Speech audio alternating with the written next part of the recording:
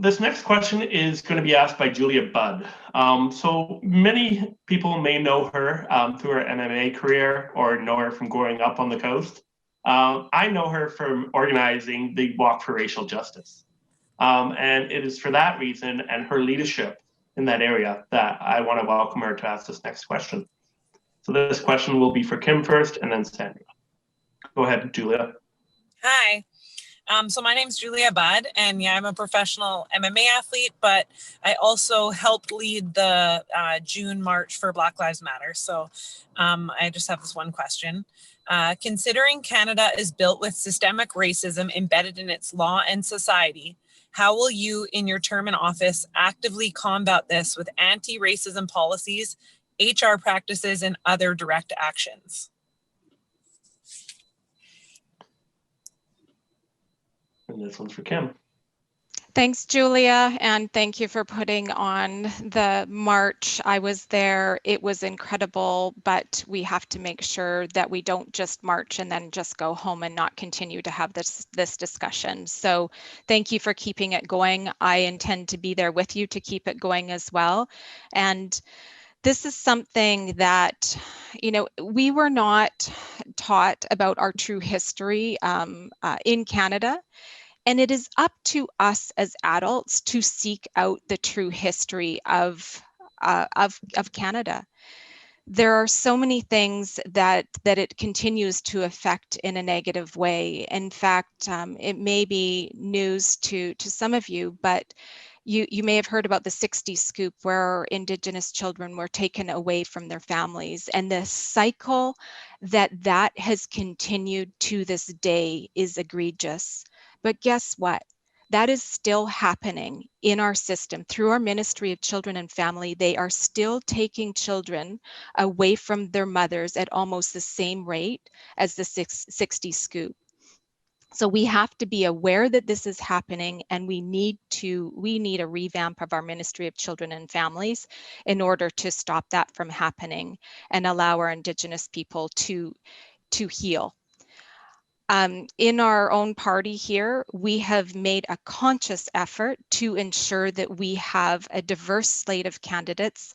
We can certainly do better, but we are making improvements over our last election by having people that are going to truly represent the people of British Columbia. I was listening to CBC radio, gosh, I think it was probably about three months ago, just before the rally there, Julia. And there was a Black mom saying that she has to tell her son when he goes out, if he is stopped by the police, that he has to basically conform, don't say anything, just do what they tell him, for fear of that he might get shot. And I cannot imagine being a mother that when my child leaves the home, that you have to fear for their safety in that same way. We're privileged. I'm a privileged white woman, and I do not know what that is like. So having those voices at the table is an absolute must in order for us to change the systemic racism that is affecting every segment of our society. And we've heard about defunding the police, and I say refund the social systems that have been so broken in our society for so long. In fact, you know, with all of the tax cuts that we saw in the early 2000s, those have directly affected the most vulnerable people, colored people, disabled people. And this is when you keep cutting taxes, you have less money to do things. And then you have to figure out, okay, who are those disposable people? And it's always the people that have the lowest, the smallest voice. And we must stop doing that. Thank you, Kim. Over to Sandra. Thank you. Well, I just wanted to give a little personal note that I've been a champion throughout my life for equal rights for women, for the disabled, and for racial equality.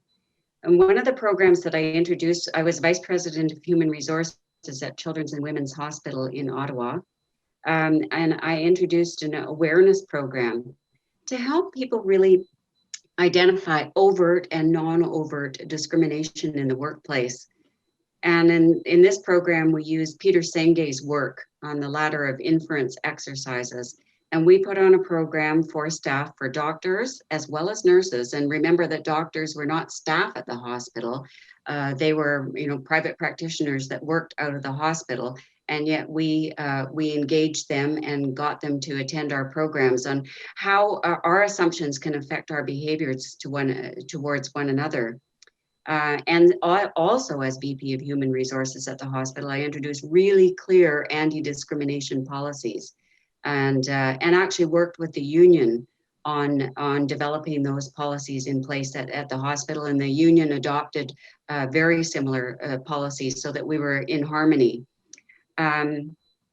So I was also the Director General of Human Resources at the Department of Justice in Ottawa.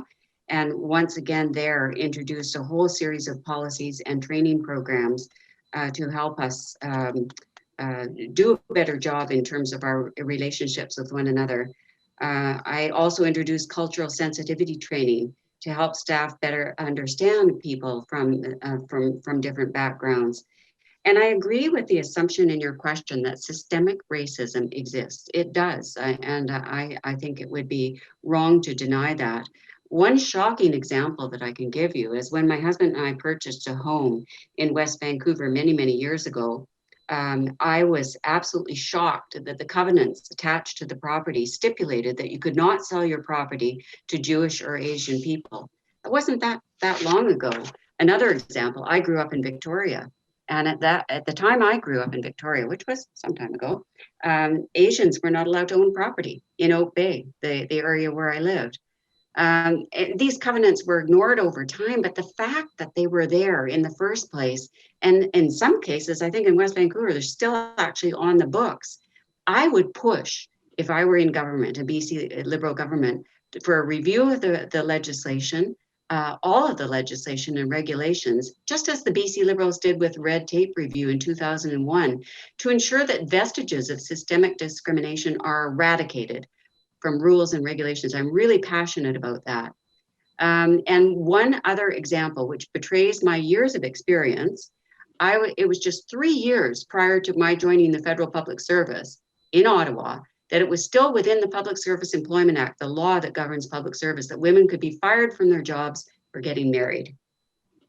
So we know it exists. We have to deal with it. There are vestiges of it everywhere. I'm very passionate about this. And my time is up. Thank you, Sandra. Thank you, Kim. Well, thank you for that question. And I think about the challenges that we face as a society, and one thing that I've always been keenly interested in is ensuring that people are all treated fairly, treated with respect and with dignity, that we don't have systems in place that victimize certain members of the community or certain communities. And so I was always interested in this area. The provincial government, our government, the NDP government, actually took concrete steps to address some of the issues addressed in that question, including the passing legislation requiring the province to legislate in accordance with the United Nations Declaration on the Rights of Indigenous People. That is an important concrete step towards not just recognizing, but doing something about making things better. So every piece of legislation that the province passes now has to have that view, that particular filter, and that's an important step.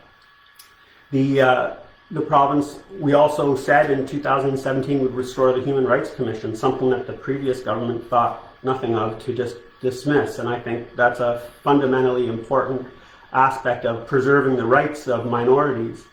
The protection of minorities is something that's dear to me anyway, because my father was born a Jew in Germany and faced all the historical ramifications and consequences of that. And being sensitive to that, I think, gives us all a perspective on how important it is to recognize that we always have to stay on top of these kind of issues. So I really was pleased when my colleague Ravi Kalon was charged with providing a plan for the restoration of a Human Rights Commission in British Columbia.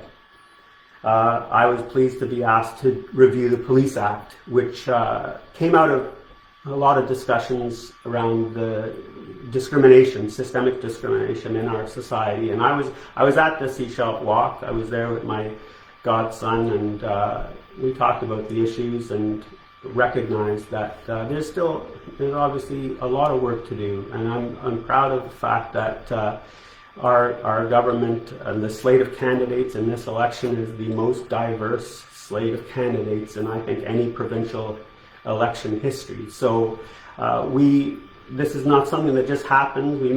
We take concrete steps. We address the issues that will allow our party to be reflective of British Columbia, and I think that's essential. And I'm really happy to say that I belong to a slate of candidates that represents the diversity of this province. And thank you so much for asking the question, Julia.